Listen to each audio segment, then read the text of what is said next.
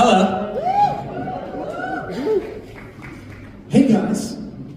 I can't see shit up here. I'm really backlit. Ed and I have known each other a long time. I don't even know how long it's been, 12, 13 years, I think. Yeah. Something like that. We met on Jingle Ball tours. 2012. Yeah. It's been a long time. And Blake, I've known a little bit less, but maybe about the same amount of time. Still like 10 years. Yeah. I don't know if I've even told you this, but I used to intern at a studio that Ryan used to work at, and I definitely got you coffee a couple times. Yeah. I went to Earth Cafe. You went to Earth Cafe? Got you some sandwiches. I appreciate that. All right. Yeah, that's awesome. And we've all had hits. Ed and I had a hit together, and Blake and I had a hit together. What was your song together? That's what I want. I want someone to love me. I got him coffee during that session too. I'm pretty sure I paid for Joe and the Juice, but sure. However you remember it, God bless. All right, so I've never moderated anything in my life, but I'm never short for words, so I'm going to rip through this. How much time do we have, by the way? Anybody know? 40 hours? 40 hours? Just tell us when to stop. Okay. I'm going to kick this off with some questions, and then if we have time, we might do some fan questions as well as a bonus. For Ed, how did the pace, scale, and energy of F1 influence musical decisions like tempo, structure, or dynamics? For anyone that's watched the movie, it is fucking full on. It's like 2 hours, 30 minutes of just full, pedal to the metal. So I knew that sometimes when people ask me to do songs for movies, I think they want me to do the kind of like acoustic singer-songwriter love song thing. But when I was asked to do a song for this, I was like, I don't think that's what they're asking for this time. So I think it was very much that the first scene of the film starts with Whole Lot of Love. And it's very much a kind of like a big riff, a big rock riff. And I think that when we were making a song for it, we wanted a big rock riff that essentially, the song needed to explode in parts, and I don't know, really. You wrote it for the scene? We wrote it for the end scene, the end scene. There was talk of it being in the first scene as well, but I think... I know. Yeah. That's awesome. Okay, you've written for films before. I'm just going to... A few questions for you, then I'm going to pass it over. You've written for films before. What have you learned about leaving space for a picture versus making a song that still works on its own? That is the needle to thread, isn't it? Yeah, but you know what? I've only done 3-ish film songs. I say 3-ish because I did like one for British animated movie, but it was like such a small part of the song that it doesn't really count as doing a song for the movie. But I did a song for Fault in Our Stars, I've done a song for this, and I did a song for The Hobbit, and I think that all of those, the songs had to work in the movies, and I wasn't too bothered if they worked outside of the movies, if that makes sense. It was like they have to work within the scene of the film, especially like The Hobbit one, like a song about dwarves and dragons and wizards and stuff doesn't necessarily live outside of, I mean, it has lived outside quite well, but I wasn't expecting that to be played on Z100 or whatever. It just had to sort of work in the film. And very much with this, like, I don't think that Drive is a song that like could go side by side with a song on my album, because it's such a like stylistically different song, but it works so well in the movie in the way that we did it for the movie. So I think that if you're making a song for a movie, you kind of have to like not have the lens of pop on it, and more the lens of how is it going to work in the movie, rather than how's it going to work outside the movie. Because you might as well make a song that just works outside a movie and not make the song for the movie. If that's what you're concerned about, don't make a song for a movie, basically. It's also a bit of a hall pass too, I find, don't you think? Making songs for movies. Yeah, but I would never be able to release a song like this and have people. When this song came out, everyone was like, ugh, and they were like, oh, it's F1, right? I get that, yeah. That's why I love songs and movies. We had been trying to make something like this though, because we made this while we were working on Ed's album, and people don't really, I mean, Ed plays stadiums everywhere he goes. He's a rock star, truly. And you never really had like a rock banger to play in the studio. And there was a couple times where we tried to make rock songs because it was like, You're going to be going to play stadiums. We might as well make a song we can light fireworks to. And it never really worked because it wasn't, stylistically used. So this was like the perfect excuse to do that. Yeah. We're not expecting Gary Glitter Rock 3.0 from you anytime soon. Not Gary Glitter. No. Yeah. Probably a bad reference. Jeffrey Epstein 4.0. All right. Anyway. Is there? I'm going off script. Is there a mindset or any habits you found essential when collaborating on music for film and TV? I think the mindset is basically like stick to I'm sure you're a songwriter that makes songs for movies as well, and you'll know it's sometimes when we go into the studio, the most difficult thing is to think of what to write about or how to write about it. The beautiful thing about movies is it's kind of there for you. You just have to accentuate the scene with a song, and it's quite easy to do when the story's there, the scene's there, the feel's there. And I think just stick to the script and try and make the scene better rather than try and make something and force it in. So yeah, it's actually a relatively quick process because there's no what do we write about today? How do I feel about this? Because it's more what he feels about it and how it works within the scene. I actually think it's, in a way, it's de-stressing on when I'm doing a session or a day that I know is focused for a film. I like getting prescriptive sometimes because, to your point, the hardest thing when you've been an artist as long as you have, or myself or whatever, you get to a point where sometimes you get cynical and almost I'm tired of hearing myself sing about myself. What can I write about today? Yeah. It's not territory that I've already covered 5 times. And then you get the movie call and you're like, thank God. Well, yeah, and I mean, I would say I get 3 or 4 movie calls a year, and it's usually I don't know if that's going to work. And I think what was interesting about this is it was so different stylistically and I wasn't being asked to do what I'm known for. They were do what you want and choose the scene that you want for. So that was what kind of drew me to it. And also being a fan of the sport itself. And I just think the movie as well is being talked about so much for the last 4 years that it built up this kind of aura around it. And yeah, it felt pretty cool to be involved. That's awesome. Blake, what's a production choice that feels small? I like this question, by the way, a lot. Whoever wrote this, good job. What's a production choice that feels small and paper but makes a huge difference in how a song hits on screen?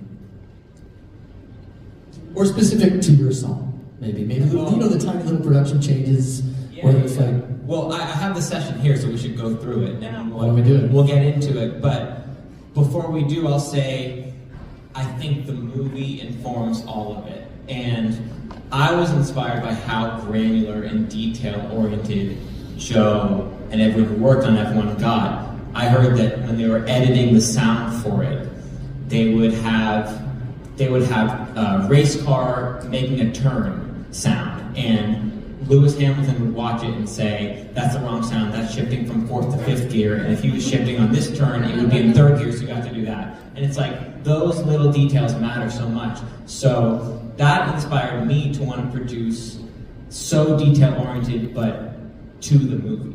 So when we're making this song, I normally work in pop music, and pop music is very on the grid time-wise and very polished. And because of where it was in the movie, the end title, because it was supposed to kind of represent Sonny and his whole journey, I wanted to keep it as raw as possible. And I wanted you to feel the band in the room. And I wanted to not time anything and just be let's just get the best fucking players in the entire world to play on this. And I'm not gonna have to clean anything up and keep it raw like that. So I'll go into the session and I'll show you. So you can look at, here, we have the drums here. So on the drums is Dave Grohl from Nirvana and the Foo Fighters. And he's literally one of the greatest drummers of all time. Easily. I'll also say when you're working on a movie like F1, you're afforded such cool calls. You can just text Dave Grohl and be like, hey, you want to work on F1? And he's down. And unlimited budgets are fun too. he was just excited. And we were also excited about this. And when there's so much excitement around something, musicians are just, it's just a cool thing to be a part of. So let's look at the drums over here. You can see, so I'll play all the demos before, or after, but you can see on the grid over here that Dave is he's really pushing, and you can see it here. So here's a kick drum. This is the line of where it's supposed to be. That's way before, so that means he's really early. So when I was doing the demos, we had a different drummer playing, and I felt slow, and I didn't know if we wanted to speed the song up. And then as soon as Dave played on it, it was like, nope, that's the perfect tempo. And that's because he felt that it should be a little faster, and he kind of pushed, and then Pino pushed a little bit into it, and then all of that kind of it worked perfectly. So it's those really little details. Normally in pop music, we would do, there'd be like 100 tracks on this song. And this, it was really just like, okay, let's just get the actual instruments, the drums, the bass, the vocals, and the guitars perfect, and then we won't need to have all this. And what's cool too, when you have a drummer that's pushing, what it does to the listener, they don't realize it, but it creates this almost anxiety tension, because you're slightly ahead of where you should be, and you can't put your finger on it. You're like, why is this song pushing me forward? And it creates speed just within the track. Yeah, that's great. As a music producer, how do you translate a director or studio's notes into musical changes without losing the original energy of the song? I would give a lot of credit to Apple and Joe on that, in that they didn't give us that many notes. And I think the reason why this song came together so quickly was because we were all so inspired by seeing the movie. We all saw screeners. We all left the theater with, if you guys have seen the movie, with this crazy sense of adrenaline and like, oh my God, that was so cool. And we didn't have like notes from the studio saying, okay, it's got to be this, and it has to be this, and you've got to do it at this tempo, and blah, blah. That would have just killed the creativity. They just gave us free rein and said, just go and do it. Now, when we were doing it, I think there was a couple production notes. I think like they said, turn down the crashes in the drums, and it was very little things, but I think the reason why it worked so well and why they got something that they loved and it just worked in the film so immediately was that we didn't have those notes going in, and then it just was able to happen easier. That's awesome. From your perspective, how do you balance a song that needs to serve both a film and the charts? I think Ed said it really well. The second you start thinking about both, you're screwing yourself. Also, I don't think this song will ever, but like it wasn't a chart hit, and I don't think it ever needs to be a chart hit. But what I will say is I was at the New York Rangers ice hockey game, and this song played as their intro as they came out, and I was like, cool. I mean, that's what it makes sense, isn't it? It's a sports song, so like it's not a song that's made to be a Hot 100 hit. It's a song that's made, like, they use this as the podium song for F1 when people win. This is the podium song. So for us, it's kind of like proof of concept as it being used in the world. It's kind of cool seeing like ice hockey players sort of come out, and it's pretty cool. That's awesome. I think that's perfect. I do have one fan question. I have to read it. Okay, here we go. Fan question for Ed. Ed.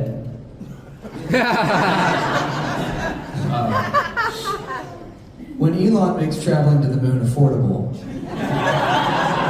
the next 4 or 5 years or so, let's say, like the price of Southwest Airlines or something. Okay, skip the next sentence. Okay. When we can all go there, who will sell out the moon first? You, Bad Bunny, Taylor, or BTS? And do you want to sell out the moon? No, I also don't want to do space travel until I'm like the 40,000th person to do it. I'm with you on that. Totally not. I don't want to be the first anything in space. Yeah. I think the person that's going to sell out the moon first is the person that has the most wealthy fans, because unless the cost of the ticket actually does go down enough. I don't know. Also, you want to fucking play like leave the moon alone? It's like, I think Bon Jovi would play the moon. Bon Jovi deserves to play the moon. I feel like Bon Jovi deserves to play. I think it'll be Bon Jovi. Yeah. Thanks, that's perfect. Let's see, I have one other one. And I know that you're happily married.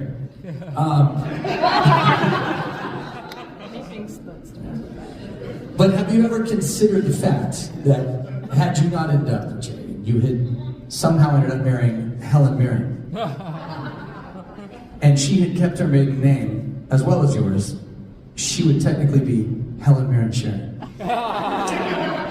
No, I didn't. I never thought that, but yeah, that would be. You could be married to worse people. Yeah, facts. Yeah. All right, well, that's all I have for the fan questions. Should we go through the session? Yeah, let's go to the session. Do we have time? Yeah, great.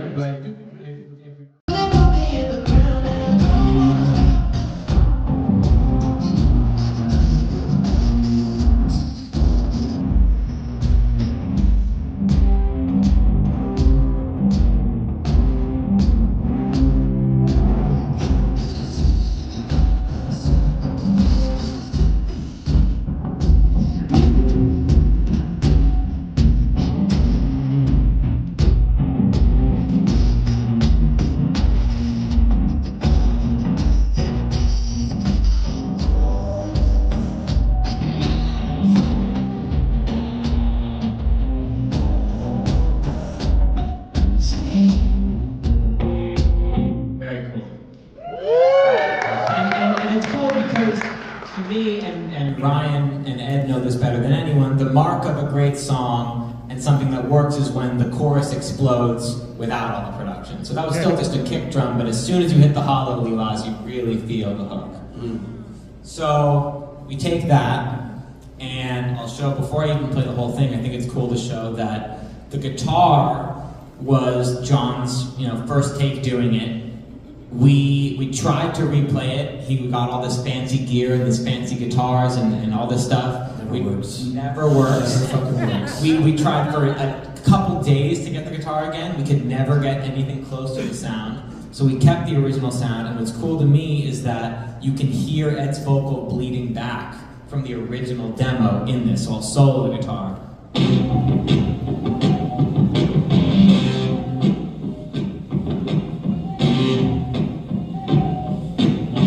And that's just cool personality to me. This was at Henson, which is now Chacha. Studios now. That's right, Chacha. Yeah, you rebranded it. That's great. Back to the OG. So we've got all those layers, and then one day we get to call Dave Grohl and Pino Palladino into the studio. I was kind of unaware of this, by the way. I just sort of woke up one morning and it was like, by the way, Dave Grohl's name was on. I was like, cool. And then it comes alive. I'll just play, I'll play going into the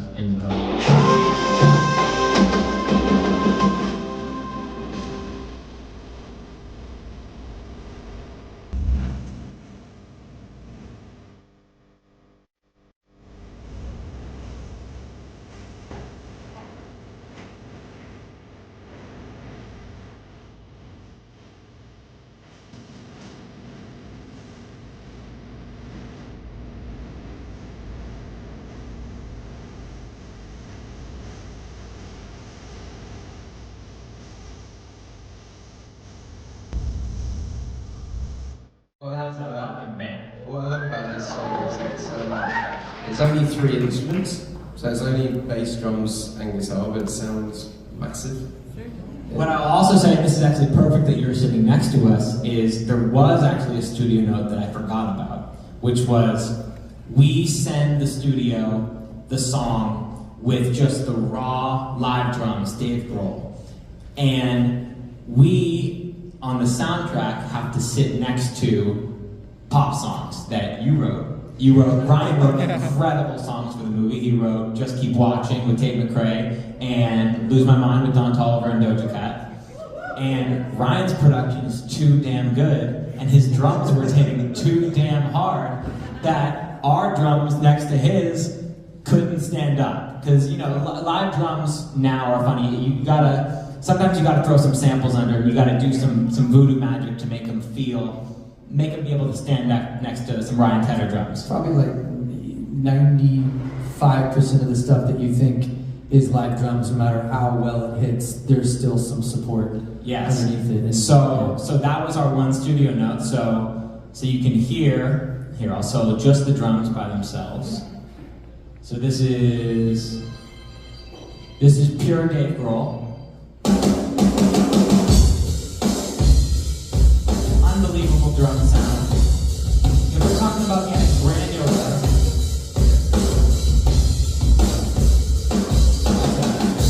okay, so those sound great. But then when we add the samples,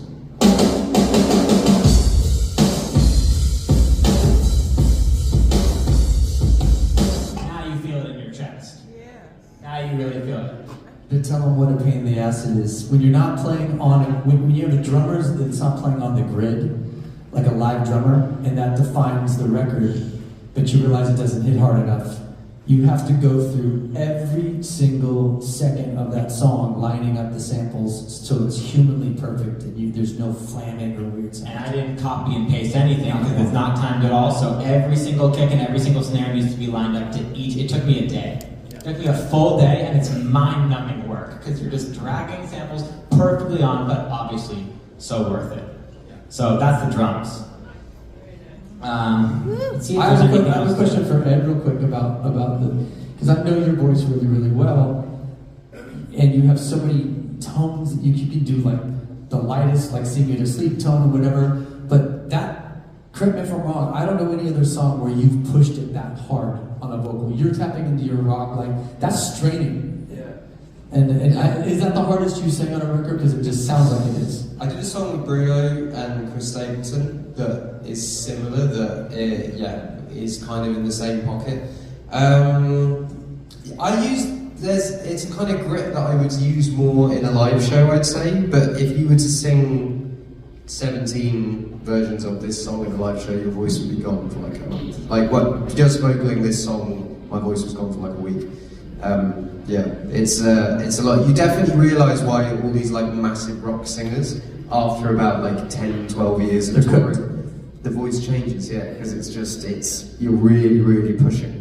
Yeah. Let's play those vocals a little bit solo. After the day is coming, hallelujah, we can ride 4 wheels, you and I gotta get out of here. Hallelujah, my savior. Hallelujah, we can fly out of this burning fire. Just take me anywhere. Hallelujah, my savior. Pedal down and drive. All of his own harmonies. Makes it easy on everyone. I thought that's just so cool to me. We can look at, I'm trying to think what else we have in this. I mean, Why don't you go to the end bit when John was doing all the guitars? yeah. Okay. So when we were working on the production, I remember it's kind of the same chords the entire time, and it really stays on the one chord the whole time. And John, at about midnight, sent me a voice memo saying, dude, I've got this idea. What if we change the chords under the main riff to make it really, there's a lot of oneness. It really feels like it's just on the tonic chord. I think if we change the chord under, it'll give a full new moment. So let's play that moment first, and then I'll solo some stuff afterwards.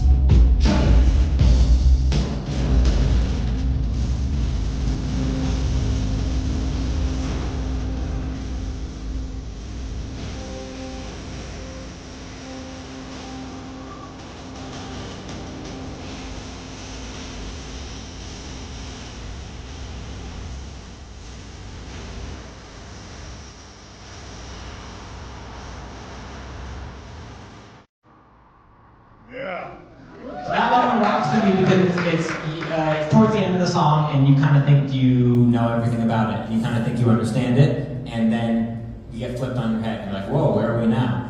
It's also a smart trick. I won't call it a trick, it's just smart music in that when you have songs that have the same 4 chords, and a lot of pop, probably 75-80% of the number ones in the last 30 years have 4 chords. But I know Max does this a lot too. You get, and Kirsten and myself, all of us, you get to that final chorus, and if you ever feel a moment like you're slightly getting worn on the chords, you do that scene change, and a lot of the listener can't explain why. It just feels like, well, something got lifted. And it's those new voicings. And of course, John's a genius, so he's like, okay, watch this. That was a really cool call. And again, let's show this little candy that we added. Again, to our crazy attention to detail on matching this to the film, we wanted to have some noises that sounded like actual F1 cars screeching. And in kind of like a Eddie Van Halen-ish way, John did some dive bombs on the guitar that to me sound like cars screeching. So this is.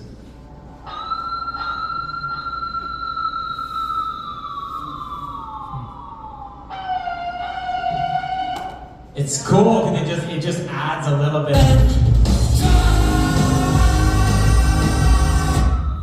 Just a little bit of candy that's so cool. It's just those little details like, here it is. It